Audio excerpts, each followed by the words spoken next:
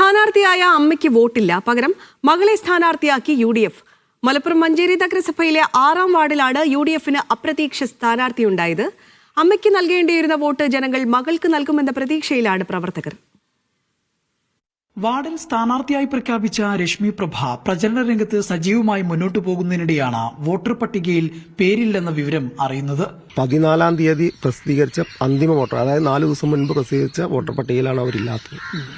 ആ സമയത്താണ് നമ്മൾ അറിയുന്നത്. സ്വാഭാവികമായിട്ടും 40-45 വർഷമായിട്ട് ഇവിടെ ജനിച്ച് വോട്ട് ചെയ്തു വന്നിരുന്ന ആള് പ്രത്യേകമായിട്ട് അന്തിമ വോട്ടർ പട്ടികയിൽ മറ്റുള്ളതിലെല്ലാം ഉണ്ടായിരിക്കാം, ഇതിൽ ഇല്ലാതെ ആവുമ്പോൾ നമ്മൾ ശ്രദ്ധിക്കാൻ കഴിയില്ല. അതാണ് ഇവിടെ സംഭവിച്ചത്. രശ്മി പ്രഭയുടെ മാത്രമല്ല അമ്മയുടെയും ഭർത്താവിന്റെയും പേരുൾപ്പെടെ പട്ടികയിൽ ഇല്ലാതായിട്ടുണ്ട്.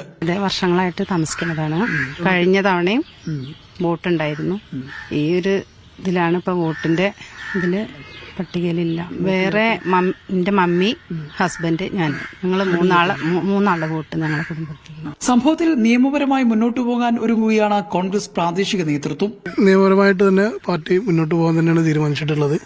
ഇവര് കഴിഞ്ഞ തെരഞ്ഞെടുപ്പിലൊക്കെ വോട്ട് ചെയ്തിട്ടുള്ളതാണ്.